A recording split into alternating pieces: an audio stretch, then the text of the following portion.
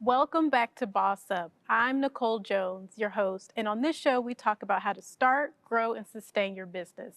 I am so happy to have you back in this season. We're excited to share even more information on your business, wherever you are, whether you're just starting out or you're a seasoned entrepreneur. The whole premise is for us to give you advice so you can scale, so you to be successful, and to ultimately have you here on this show. That's the ultimate goal. So I hope within the first season, you guys got a lot of great information, at least the first season that I was here with you guys, sitting and talking with the many different amazing entrepreneurs. But the whole goal is for you to just tune in, take notes, share this with people that you know that would find this information valuable, and just be able to become the better version of yourself each and every day.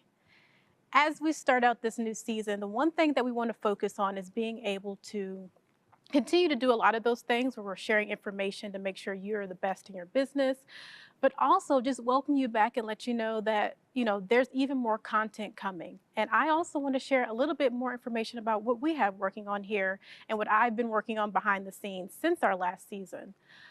One of the things that I may have mentioned in our last season is essentially that I have left corporate America. Last year was my last year working in corporate America as a project manager. You might have even heard me mention on the episode with Dietrich where we're talking about operations and my background in project management. But ultimately, I have been able to leave corporate America to start my own project management operations company, the PM Suite. So if you're interested and want to learn more information about that in particular, be sure to check out the PM Suite. And, this is ultimately to help you propel in your business of operations. And a lot of the things that we talk about on this show, we talk about how to start your business, what some of those steps are based on the different guests that we have. And a lot of cases, people who are just starting out, they don't necessarily have the operations piece down to the nines, or they don't even know where to start. So that's where I come in with the PM Suite, basically allowing and sharing my information over the 10 years of project management on how you can best set up your operations, your systems. I think systems is another huge buzzword that a lot of people like to use, and they don't necessarily know what that means. So I actually help you with that process as well. Through that, what I want to share on this first episode is just some of the things that I've been able to identify, learn about myself as a new entrepreneur. One of the many things with Boss Up is basically not only just to share the many tips and tricks, but also to share my story of how I'm actually living the Boss Up mantra itself. And I will say, initially, I was excited, I was nervous, just because it was such a huge transition for myself. This is something I have never actually done before, but I've always dreamt of. So if you're someone who's in a similar position where you're like, you know what? The great resignation is upon us. I'm also feeling the itch or the bug, this is something that I've always had on my vision board across the many years of being a self-employed entrepreneur, working in my business full time, being able to hire on different people. I hope this information will be helpful to you. So, as I said, I just left corporate America, but I'm not going to claim that I know everything. I'm just learning along with you, and I'm just sharing my journey as I'm going through this process. So, I'm just going to share some of the newbie tips that I've been able to instill into my daily workflow, my process, and what I've just been able to reflect on as I've been able to go through this journey. And one of them being, don't let the hustle allow you to cave. Basically meaning you don't want to get into this mindset where as soon as you become an entrepreneur, you need to be on hustle mode. You need to put out different million products or services all at once just so you can bring in an income. That's not what you want in your business. The whole purpose of Boss Up is, in one instance, to actually share with you how to sustain your business. And in doing so, you want to set up a mean and good strategy so you can be successful all throughout your business, not just the start, because everybody's excited for you to start your business. So you have family members, you have friends who are purchasing some of your products because they're so excited for you in your transition. But you want to be able to be in a mindset and a situation where you can continue to sustain your business. So the hustle mindset, although it allowed us to get into certain doors, enter in certain rooms, it will not always sustain you. So you need to actually have a strategy in place. One of the things that I did before actually leaving corporate, I didn't quit cold turkey, and I didn't quit because the great resignation is just all of a sudden become a buzzword. This is something that I have been working on for quite some time. This is something that I have talked about with my husband, talked about with my family and friends, and this is something that I have been planning for throughout the many months and years on how to actually get to this point. This was not just a one and done situation. I didn't wake up one morning and say, you know what, I'm just going to leave. I'm just going to hustle it out and make do. You have to have a strategy in place. Think about all the different things you have to take care of within your business and in your home. Do you have to take care of other people in your home? Do you have dependents? Do you have to take care of the elders in your family? Or if it's just you, are you able to sustain by yourself without a constant income from a company that you would normally clock in and clock out to? If your answer is no, figure out ways that you can leverage your 9 to 5 to fund your business. You want to be able to be in a place where you have enough cushion, enough savings to support your business and your dreams, while also being able to take care of everything that you have going on at home. Sound good? Awesome. I don't want you to be in a place where, again, this buzzword of the great resignation. So a lot of people are actually willing to leave corporate just on a whim. We want to be smarter than that. Our goal is not to just continue to preach information in terms of start your business, start your business, start your business, without not having the right information to back you. So be sure you have your strategy in place. What does that look like? And not just a 1-year strategy, but what does your 2-year strategy looks like? What does your 5-year strategy look like? What does your business look like in 10 years? Who are some of the people that you need to hire? What are some of the opportunities that you need to start investing in now by leveraging the company that you work for, that they can help fund some of these opportunities? One of the things in terms of investments into educational opportunities that I would highly suggest, and something that I even leveraged during my time in corporate America, was utilizing my company to pay for educational opportunities that I saw outside of the company. Of course, most corporations provide training and different opportunities that you can do within the company. What if you find something that's outside of the corporation that still in somewhat coincides with what you're working in with your company, but you can also leverage outside with your own business? So being able to leverage that practice, ask your manager or whomever you report to and say, this is an opportunity that I think would be great for me. Is this something that you can help and support me in, whether it's the full price of investment or just half? So being able to have that funding in place will definitely help you, because in some cases you don't even have to come out of pocket, which will really be helpful to you. So there's more tips on the way. We just talked about not being in this hustle mentality, because that'll sometimes pigeonhole us, and we just need to have a strategy in place and other creative ways to find funding for your business so you can be able to leverage that for your own corporation. But we'll be right back. We're going to cut to commercial, and I'll come back with more tips. Nothing is off limits. Nothing. You can ask me anything. Who is Rufus? Who is that voice? Who is in the body of Rufus? Are you kidding me? Or do I have to give that up? Rufus is me and Cardi. Cardi sometimes me. But we are the voice of Rufus. And he's coming back. He's coming back with a vengeance. He's coming back. Stay tuned. Don't go nowhere. Yeah.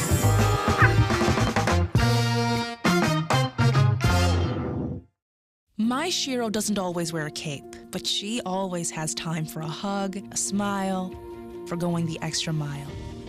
My Shiro stretches every dollar, puts in long hours, puts others first. But now it's your time, Mom. When you're ready to retire, we want you to be able to enjoy it. It's time to start saving now. A free 3-minute online chat can give you the personalized tips you need to start boosting your retirement savings today. Visit aceyourretirement.org/Shiro.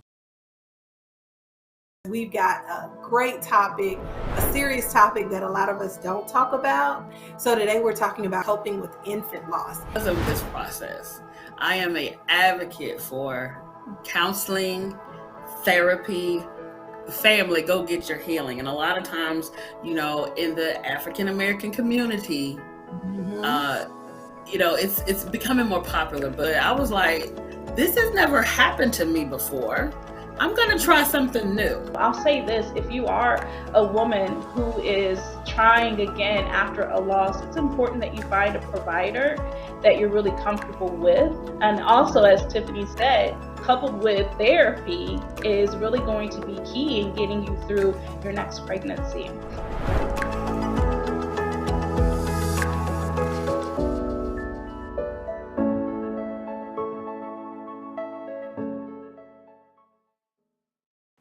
Welcome back. Hopefully you guys took some great information from the first segment where we talked about just having that strategy in place. It's going to be widely important that you actually put that in place before you make that decision to make your leap into your own business.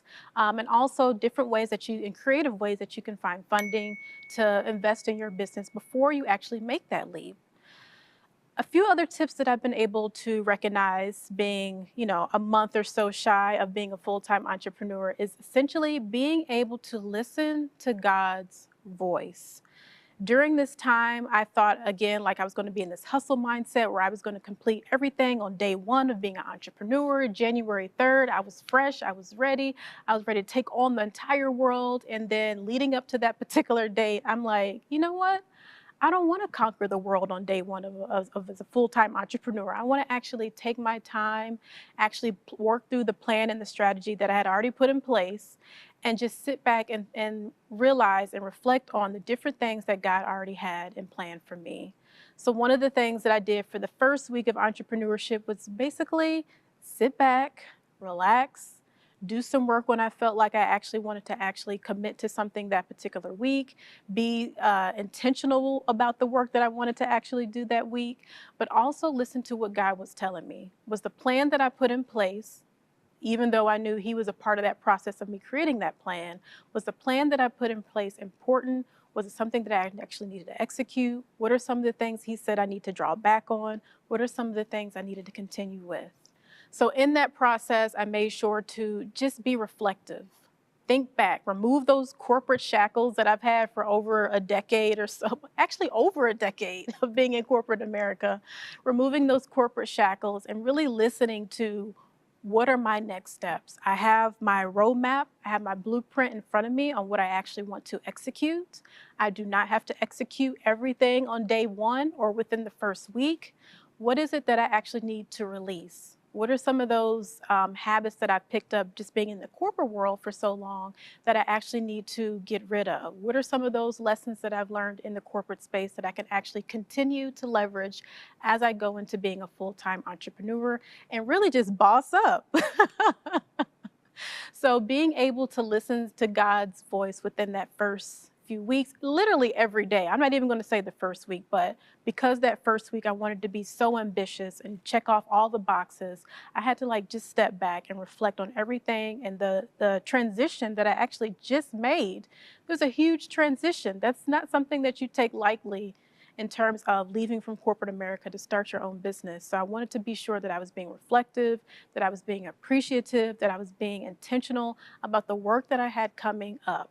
And I wanted to make sure that the people that I was going to serve shortly after, that I was prepared, that I was in the right mindset to be the best version of myself. So as you make this transition, as you are creating your plan and your strategy to make this transition as well, be sure you leave some time, some buffer, some time blocks within that strategy that you have to know, I need to take some time to be reflective. I need to take some time to practice self-care. That might be something that you have never even had time for because you're balancing the brunt of your work, your family and the different dependencies that you have going on in life. So you want to just take that time to commit to yourself. Listen to your own thoughts. Like, what does that sound like? What does my own voice even sound like without it being my manager telling me this, or me being in a team meeting, or me being in a conference call? So just having that time to be reflective and just listen to God's voice. Which brings me to the next tip, something that I wanted to recognize was actually being present. Being present with a lot of the things that I was doing. Again, going back to being reflective on what's happening, being present in the moment. I am naturally a planner. I am in the project management field, so it's just in my nature to want to plan every single thing. So I just had to be in the moment. You see, I'm doing the woosah like look and feel, but I had to just be in the moment and be present with all the things that was happening around me, recognize the transition that I just made, understand the type of impact that I want to make to the people that I'm going to serve as my clients within my company, and just be present. It sounds simple, but it's so important, so magical when you're actually able to just sit and be in your own thoughts and just be in your own creative space. Now that I'm in this place where I no longer have to, check off the boxes or work with different people on someone else's timetable or schedule, I now have more space mentally to be prepared and be present with a lot of the things that I actually want to create, some of the things that I want to make an impact in this community, in this world, in terms of my business. So being present is going to be so important. Again, it sounds so simple, and we sometimes take it for granted just because we're always in this hustle and bustle of life, and it can, in a lot of cases, get the best of us. But when you're actually in this place of making a transition, be present. Think about all the things that you have put to the side, you've put in the back burner because you've been tending to everybody else's wants and needs. Be present in your own wants and needs and desires, because there is growth there, there is opportunity, and that's where you're going to be able to be your most creative, best version of yourself.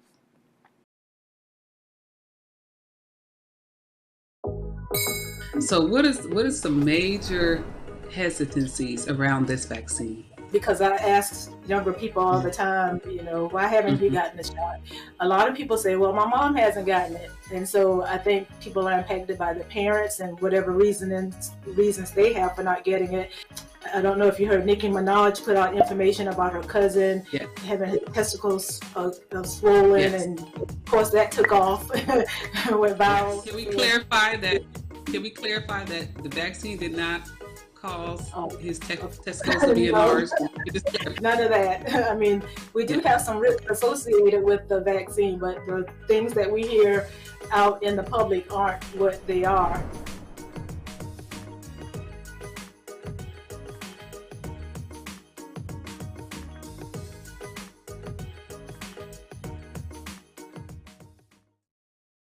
Type 2 diabetes can have a big impact on your life, but how can it be prevented? Well, the first step is knowing if you have prediabetes, a serious medical condition that puts you at high risk for type 2 diabetes. 1 in 3 American adults has prediabetes, but more than 80% don't know they have it. The good news is, prediabetes can be reversed, and for many people, healthy changes in their daily routine can make a big difference. Take the 1-minute risk test today at doihaveprediabetes.org.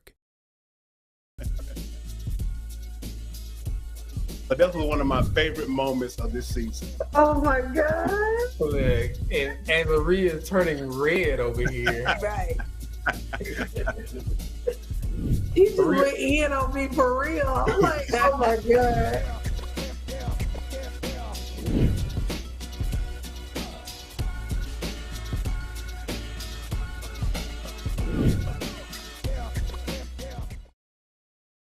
Another thing that I was able to commit to in this process is actually doing a fast. I fasted leading up to me actually turning in my 2 weeks notice, because I knew this was going to be a situation where I was making the most pivotal change in my life. Scared straight, but ready and committed to make lasting opportunities and just growth within myself and with my business, and really growth within the people that were around me. I knew that this wasn't just a journey for me and me taking a leap and a step out of my normal or my comfortability zone, but this was something that was going to impact the people that are around me as well. You know, you never know who you're impacting. Sometimes people will tell you in the most, weirdest of moments, or they'll never tell you, or moments that you don't even think is worth actually being excited about. People will say, because you shared this opportunity, because you shared your journey and that, or that stage or that phase of your life, that gave me peace. That gave me the opportunity to know that I can do that too, because I knew you, or I grew up with you, or you're a family friend. So being able to fast because I knew I was making a transition that was just, or shaking my entire world. I wanted to make sure that my mind was clear, my heart was in the right place, my body was prepared, and I had the fortitude and the mental capacity to make this transition without feeling stressed or worried or concerned or nervous. I had a little nervousness. I think that's just natural nervousness of making such a huge leap.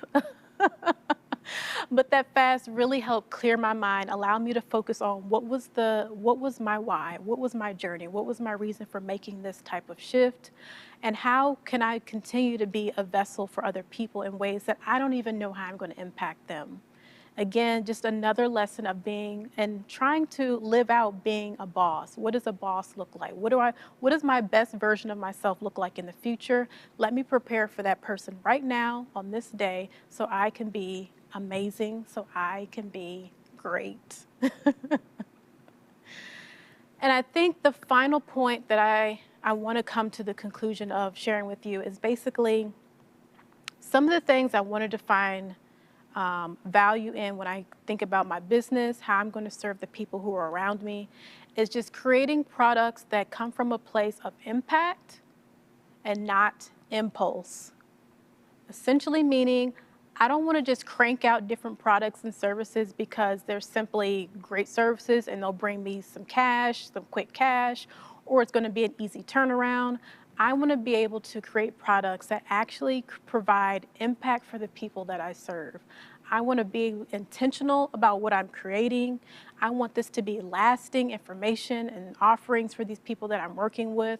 I want them to, once we complete our service and our opportunity and they're successful, I want them to leave feeling like they just gained more than just an operational or project management plan, but they were also able to gain a new friend. They were also able to gain a new mindset in how they think about their business and the growth of their business and the sustainability of their business. I want them to leave thinking, why didn't I hire this person sooner? I want them to leave thinking, man, only if I knew this person before, I could have shared this with a family friend or my friends or my family to let them know this is something that you need to consider for your business as well, because it would have allowed you to continue to sustain your business. It would have allowed you to get to that next level a lot quicker. So when you think about your own products and services and how you're able to make impact in this world, which I think we're all here to do. We all feel like we're here for a purpose. We're all here. We want to share our gifts. We want to be able to, provide that to the people who are around us. Think about from a place of impact, how can I do that? How can I be a best service? It's not going to come overnight. It's not going to come to you that same day. It may come to you that same day. You might get a little whispers from God telling you, you know what, this is what I want you to do. But it's going to take time. Again, going back to the first point of having that strategy in place so you know what you can actually deliver when you do make that leap from corporate America to your own business. You want to be able to create materials that is lasting and that has impact. So think that through. Even if you don't have it all right now, just write down little notes in your journal or your sticky notes or wherever you log everything on your phone, and just outline what are the ways that I can make impact into this world. Over time, be able to document that and just allow yourself to live out what are some ways that I can do that in my business. Think about creative ways that you can do that. Google search. Be able to look at some of your competitors and just do like a competitive analysis on, these are some of the things that I want to be able to offer to my clients as well. What are ways that I can do that, but with my own creative spin? So that was a lot. Again, I'm not going to claim that I know everything of being a full-time entrepreneur. I'm just fresh in it a month or so. And I just wanted to share some of these tips based on what I'm learning, what I'm identifying, what I'm experiencing through this process. So I want you to be great. I want you to tune in for the rest of the season because it's going to be amazing. If you love the last season of Boss Up, you will not be disappointed this season. We have even more amazing guests, even more amazing topics. And I want you to just tune in, share this information like always, because I think we're all in this place where we're wanting to have our own business. Even if you don't plan on leaving your 9 to 5, you still want to have a business on the side just to bring in passive income. This information will help you too. So thank you. Thank you, thank you, thank you. Continue to watch me on my journey. Pray for me on this journey as I'm praying for you and providing insight to you on this show. But tune in for the rest of the season of Boss Up, and we will talk with you later.